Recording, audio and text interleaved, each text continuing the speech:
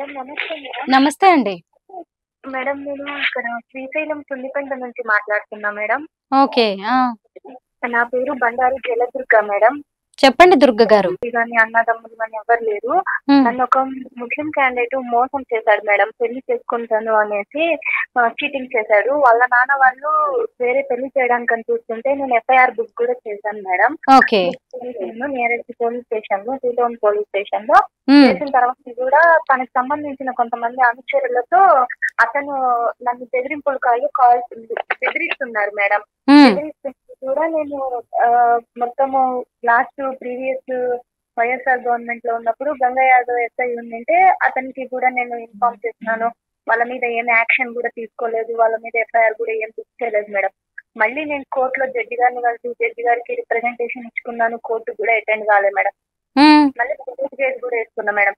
మళ్ళీ రీసెంట్ గా కూడా నన్ను బెదిరించుకుంటా ఇది చేస్తుంటే కూడా నన్నే భూమి మీద లేకుండా చేయాలని వాళ్ళు చూస్తున్నారు మేడం. వచ్చారంటే వెళ్ళి కలిసేసి ఇది చేశాను మేడం. ఒక 2 days బ్యాక్ నేను వైఎస్ఆర్ స్టాచ్యూ బస్ స్టాండ్ లోకి వెళ్ళి పెట్రోల్ తీసుకొని పోయి చచ్చిపోదామని అక్కడే వెళ్ళాను మేడం. వెళ్ళేసరికి మళ్ళీ పోలీసులు వెళ్ళి నన్ను తీసుకొని వెళ్ళి నీకు న్యాయం చేస్తాము అనేసి ఎస్పీ సార్కి అవన్నీ డాక్యుమెంట్స్ పంపిస్తారు, వాళ్ళని పిలిపిస్తారు. నేను కూడా వెళ్ళి మాట్లాడితే నువ్వు చచ్చిపోతే చచ్చిపో, నువ్వు సాగు అనేసి సంసారం మాట్లాడుతున్నారు మేడం. అసలు నాకు ఏం చేయాలో అర్థం కావట్లేదు.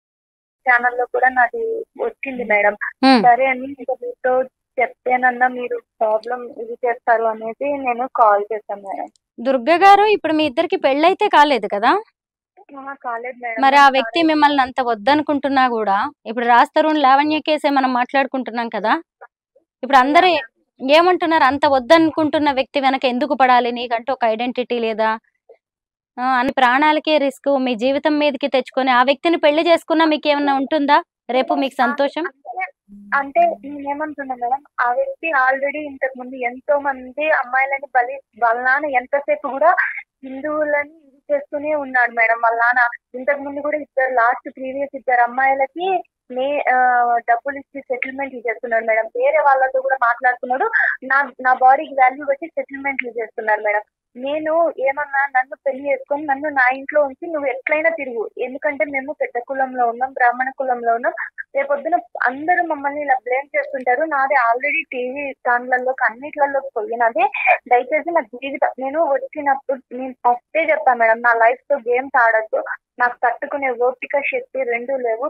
తల్లి చనిపోయింది, తండ్రి చనిపోయాడు, తల్లి రీసెంట్ గా చనిపోయింది అని కూడా నేను ఎంతో గుడి కానీ మెటీరియల్ ఏమి కానీ వచ్చి అలా అలర్ట్ చేస్తున్నాడు మేడం. ఇప్పుడు ఏమంటున్నాడంటే హిందువుల అమ్మాయిని తెలిస్తే ముస్లిం వాళ్ళని నికా చేసుకుంటా అనే రేంజ్కి ఎదిగింది మేడం. అలానే వదిలేస్తే ఇంకెంత మంది అమ్మాయిలు బలైపోతాను మేడం. మీరు కూడా ఆలోచించండి మేడం. జలదుర్గ గారు, మీది నిజంగా చాలా మంచి ఆలోచన. అంటే ఇతన్ని ఇలా వదిలేస్తే రేపు ఎంతమంది అమ్మాయిల జీవితాలు నాశనం అవుతాయని అంటున్నారు కానీ అతనికి లీగల్ గా శిక్ష పడేలా చేయొచ్చు గానీ మిమ్మల్ని పెళ్లి చేసుకోవడమే అది శిక్ష అని మీరు అనుకోకండి. అది మీ జీవితాంతం మీకు పడే శిక్ష అండి. అది మీరు గ్రహించాలి దయచేసి. ఎందుకంటే మాది పెద్ద కులం, బ్రాహ్మణ కులం, నేను నలుగురిలో నేను నవ్వుల పాలయ్యాను అని మాత్రమే ఇక్కడికి ఆలోచిస్తున్నారు మీరు. అదే మీరు ఇంకా భవిష్యత్తు గురించి కూడా మీరు ఆలోచించుకోవాలండి. ఎందుకంటే ఇంత ఇష్టం లేని వ్యక్తితో అంటారు కదా, గుర్రాన్ని చెరువు దాకా తీసుకెళ్లగలం గానీ నీళ్లు తాగించగలమా? రేపు అతనితో మీ జీవితం ఏం బాగుంటుంది? మీరు నిన్న మొన్నటి గురించి హిందూ ముస్లిం అనే ఒక మతాంతర వివాహం కూడా రేపు నెక్స్ట్ జనరేషన్ గురించి ఆలోచించాలి, మీ జీవితం గురించి ఆలోచించాలి. వాళ్ళ మదర్ కూడా ఒక హిందువే మేడం, వాళ్ళ నాన్న ముస్లిం కమ్యూనిటీ. మరి అలాంటప్పుడు అతను ముస్లిం గా మారిపోయాడు, రేపు రాబోయే మీ పిల్లలు కూడా మరి ముస్లిం గా మారిపోతారు. వీటన్నిటికి కూడా మీరు ఓకే అనుకుంటున్నారా? మరి మీకంటూ ఒక ఐడెంటిటీ ఉండాలి కదా.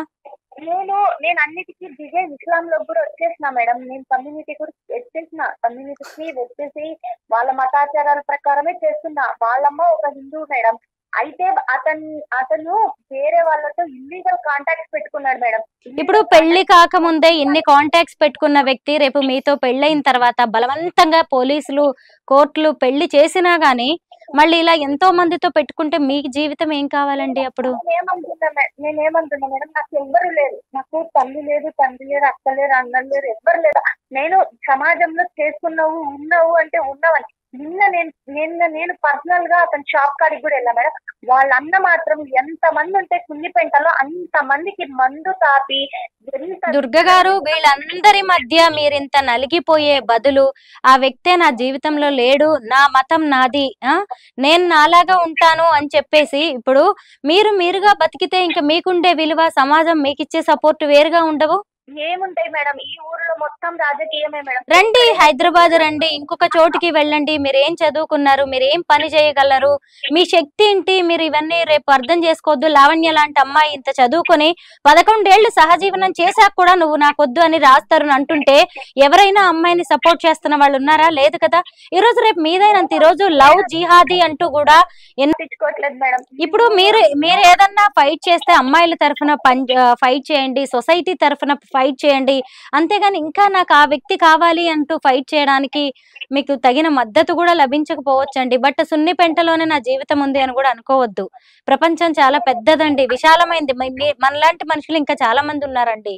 నేను అంటే మా ఫాదర్ వాళ్ళది ఇల్లు ఉందని నేను ఇక్కడే ఉండిపోయినా మేడం. ఎందుకంటే మాకు గుడి ఉంది, పక్కన టెంపుల్ ఉంది, సత్యనారాయణ స్వామి టెంపుల్ ఉంది. సో నేను అది చూసుకుంటే ఇక్కడే ఉండిపోయాను అనమాట. జలదుర్గ గారు, మీకంటూ ఇంత విలువ ఉంది. ఇప్పుడు ఆ వ్యక్తి అనే వ్యక్తిని పక్కన పెట్టండి. మీకంటూ ఒక మతం ఉంది, మీకంటూ ఒక ఆచారం ఉంది. మేడం నేనేమంటున్నా, అతనికి తెలిసి రావాలి మేడం. నిన్న నేను వెళ్ళి చెప్తే, నేను ఇట్లా రాష్ట్రపతి మేడం కి కూడా మెయిల్ పెట్టినాను, మేడం తో కూడా మాట్లాడాను, మేడం మాట్లాడారు, నాకు కంప్లైంట్ పెట్టమన్నారు. నేను ఇట్లా మీడియా ఛానల్ వాళ్ళ దగ్గరికి వెళ్తున్నా, నేను ఇట్లా ఆంధ్రప్రభ అంత బలుపు ఉందంటే మేడం, అంత బలుపు ఉంది మేడం. నేను తప్పుకోలేక ఇంకా మీకు కాల్ చేస్తున్నా మేడం. ఎట్లా అంటే ఆ ఆడియో వింటే మేడం మాకే నరాలు తెగిపోతున్నాయి మేడం. తలుచుకుంటుంటే నరాలు లేదు. నీ పక్కన నేను 3 సార్లు పండుకున్నా కదా, నీ బాడీకి ఇంత వాల్యూ అనేసి వాళ్ళన్న మాట్లాడడం మేడం. అబ్బాయిల దగ్గరికి పోయి రెడ్ హ్యాండెడ్ గా నాకు ఆడియోలు ఉన్నాయి మేడం. కాదు దుర్గ గారు, ఇప్పుడు అతను మీకు ఇంత విలువ కట్టిన తర్వాత మీకు ఇంత అక్కర్లేదు. అసలు మిమ్మల్ని మీరు ఎందుకు తక్కువ అంచనా వేసుకుంటున్నారు? వాళ్ళ అన్న కడుతున్నాడు మేడం, వాళ్ళ అన్న వాళ్ళ నాన్న ఇద్దరు మేడం. ఇప్పుడు వాళ్ళని బదిలీ అతను రానప్పుడు మీరు ఎందుకు ఇంత ఆలోచించడం అతని గురించి? అసలు మీరు ఏం చదువుకున్నారు? నేను పీజీ అయిపోయింది మేడం. పీజీ చదువుకొని మీరు ఇంకా అతని గురించి మీ మతాన్ని వదులుకొని, మీ ఆచారాలు వదులుకొని, మీ గుడి గోపురం, మీ నాన్నగారు ఇచ్చిన వారసత్వం, వీటిని ఎలా మర్చిపోయారు దుర్గ గారు?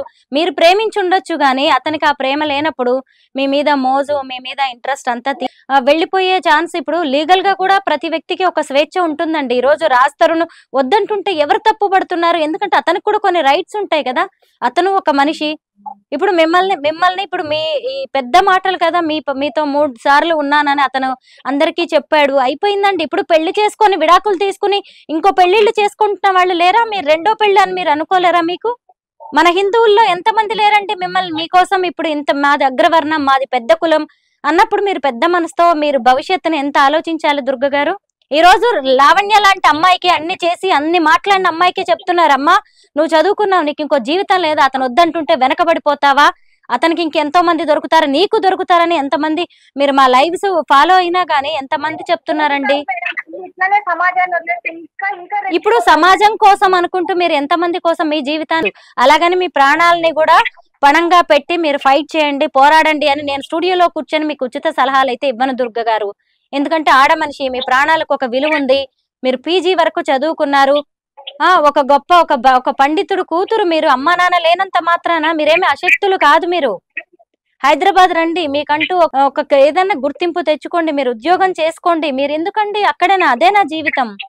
ఒక్కసారి సున్నిపెంట నుంచి బయటపడండి. మీకంటూ కొత్త జీవితం. అదే వ్యక్తులు రేపు మీ కాళ్ళ దగ్గరకు వస్తారు దుర్గ గారు. నిజంగా మీ ప్రేమ అతని ప్రేమ నిజమైతే ఇప్పుడు మనకి అమ్మా నాన్న పెళ్లి సంబంధాలు చూస్తారు, ఎన్ని సంబంధాలు చూస్తారండి, ఎంత దూరం పోతాయి? పెళ్లి పీటలు ఎక్కబోయి కూడా కూలిపోయిన పెళ్లిళ్ళు ఎన్ని లేవు చెప్పండి దుర్గ గారు. దీనికే మీరు ఇలా అయిపోకండి. ఏం కాదు, ఈ రోజుల్లో మీకు క్యారెక్టర్ లేదనో, మీరు అతనితో వెళ్ళారనో, ఈ రోజుల్లో ఎవ్వరూ శుద్ధ పూసలు కాదండి. అంటే కూడా మన ప్రాణాలు ముఖ్యం, మన ఆత్మాభిమానం ముఖ్యం. నువ్వెంత, నీ లెక్కెంత అని ఒక ఆడపిల్ల ఎదురు నిలబడితే అసలు మీరు మాట్లాడడం కూడా మానేయండి, ఇగ్నోర్ చేయండి, అతన్ని పట్టించుకోవడం మానేయండి. ఒక మగాడికి ఒక ఆడపిల్ల అతన్ని పట్టించుకోవట్లేదంటే కలిగే ఒక అసహనం, అంతకు మించిన అవమానం ఇంకేదీ ఉండదండి. మీరు ఇంకా ఆలోచించండి దుర్గ గారు. మీరైతే ఇలా అసక్తుల్లాగా ఉండకండి. పోలీసుల్ని, న్యాయస్థానాలని మనం నిందిస్తూ పోకూడదండి. మన తప్పులు ఏమైనా ఉన్నాయేమో మనం కూడా కరెక్ట్ చేసుకోవాలి. నేను న్యాయస్థానాన్ని, చట్టాన్ని కూడా ఏమనట్లేదు. వాళ్ళు చట్టానికి కూడా భయపడట్లేదు మేడం. మీరు కాదు, మీరు కూడా ఇంకొకటి ఏంటంటే చట్టం ఎదుటి వ్యక్తికి ఇస్తున్నది కూడా మీరు ఆలోచించండి. రాజ్ తరుణ్ లావణ్య కేసుకి మీకు ఉన్న లింకులు ఏంటి? ఎంతమంది రాజ్ తరుణ్ ని సపోర్ట్ చేస్తున్నారు, ఎంతమంది లావణ్య 11 ఏళ్లు కలిసి ఉందండి. ఈ రోజు రేపు ఏదో సెట్ కావాలంటే ఎవరు ఒప్పుకుంటున్నారండి ఈ రోజుల్లో? దుర్గ గారు, మిమ్మల్ని మీరు తక్కువ అంచనా వేసుకోవద్దు. రేపటి గురించి ఆలోచించండి, రేపటి తరం గురించి ఆలోచించండి, మన మతం గురించి ఆలోచించండి, మీ ఆచారం గురించి ఆలోచించండి. లవ్ జిహాదీలకు మీరు బలవ్వకండి దయచేసి. మనం మళ్ళీ మాట్లాడదాం, అవసరమైతే నేను మీతో పర్సనల్ గా కూడా మాట్లాడతాను. దుర్గ గారు జాగ్రత్త. మరి నేను ఇంతకు మించి కూడా నేనేం చెప్పలేను. సరేనా? టేక్ కేర్ అండి, జాగ్రత్త.